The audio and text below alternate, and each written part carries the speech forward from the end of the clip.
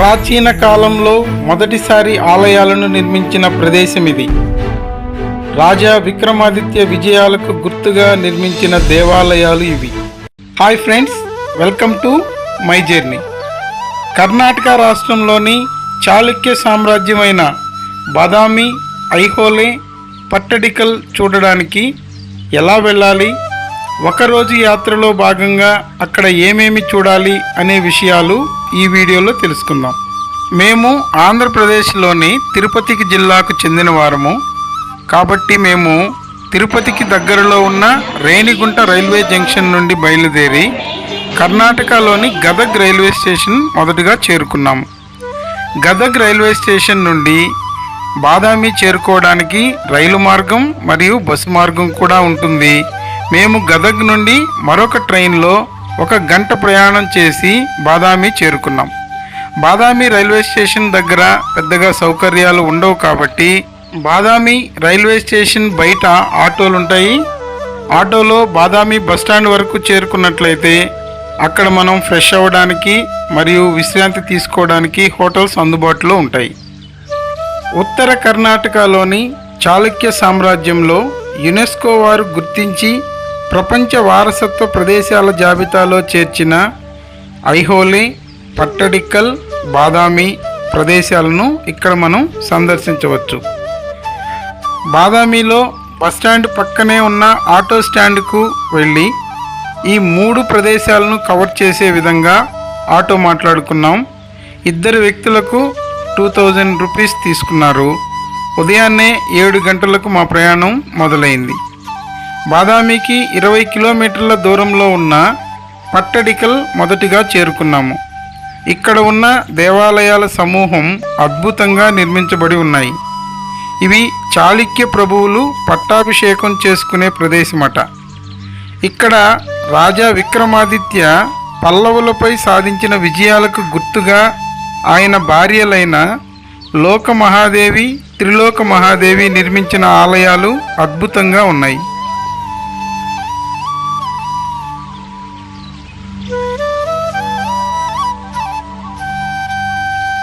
Breakfast ముగించుకున్న తరువాత ఇక్కడ నుండి 16 కిలోమీటర్ల దూరంలో కల ఐహోళే చేరుకున్నాం. ఐహోళే చాళుక్యుల మొదటి రాజధాని. దీనిని యూనివర్సిటీ ఆఫ్ టెంపుల్ ఆర్కిటెక్చర్ అని కూడా పిలుస్తారు. ప్రాచీన కాలంలో మొదటిసారి ఆలయాలను నిర్మించిన ప్రదేశం ఇది. ఇక్కడ శిల్పులకు శిక్షణ కూడా ఇచ్చేవారట.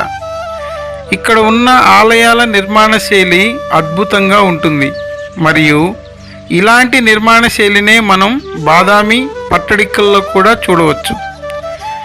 ఇక్కడ ఉన్న ఒక చిన్న కొండపై నిర్మించిన జైన దేవాలయంలో చాళుక్యుల చరిత్రను తెలియజేసే ఐహోళే శాసనం కూడా మనం చూడవచ్చు.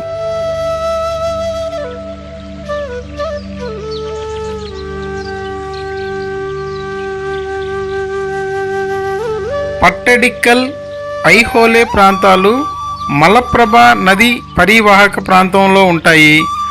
ఇక్కడ ప్రధానంగా పండించే మొక్కజొన్న పంటను నూర్పిడి చేసి ఆరబెట్టడాన్ని ఈ రోడ్డు మార్గంలో మనం గమనించవచ్చు. ఐహోళే నుండి బాదామి 36 కిలోమీటర్లు ఉంటుంది. తిరిగి మేము బాదామికి చేరుకున్నాము. బాదామిలో సహజంగా చీలికలు ఏర్పడిన కొండలను ఉపయోగించి నిర్మించిన బాదామి ఫోర్టును సందర్శించాము. ఇక్కడికి వెళ్ళేటప్పుడు వాటర్ బాటిల్ తప్పకుండా తీసుకువెళ్ళండి. మధ్యలో ఎలాంటి స్నాక్స్ కానీ వాటర్ కానీ దొరకవు. మెట్ల మార్గంలో కొండపైకి ఎక్కి తిరిగి వచ్చేసరికి చాలా ఎనర్జీ లాస్ అవుతాం. కొండపై నుండి వ్యూ చాలా అందంగా ఉంటుంది.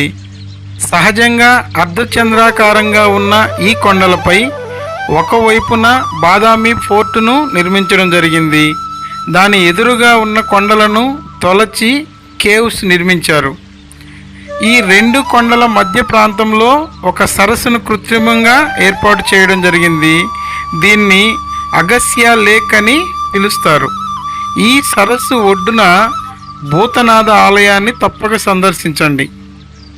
తరువాత సరస్సుకు ఆవలి వైపు ఉన్న బాదామి కేవ్స్ సందర్శించాము. ఇక్కడ 4 గుహలున్నాయి.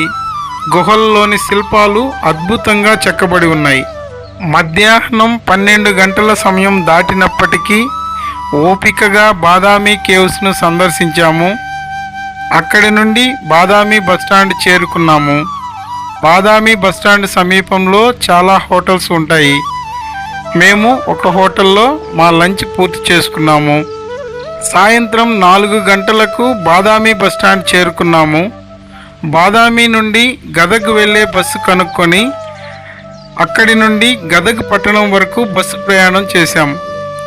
మార్గమధ్యమంలో మంచి వర్షం మొదలైంది. ఈ వర్షం కారణంగా గదగ్ రైల్వే స్టేషన్కు చేరుకోవడానికి కాస్త ఎక్కువ సమయం పట్టింది. రాత్రి 9 గంటలకు గదగ్ రైల్వే స్టేషన్ నుండి బయలుదేరి మరుసటి రోజు ఉదయం 8 గంటలకు రేణిగుంట రైల్వే స్టేషన్కి చేరుకున్నాము. ఈ విధంగా ఒక్కరోజు ప్రయాణంలో చాళుక్య సామ్రాజ్యంను క్లుప్తంగా చూడవచ్చు. Thank you.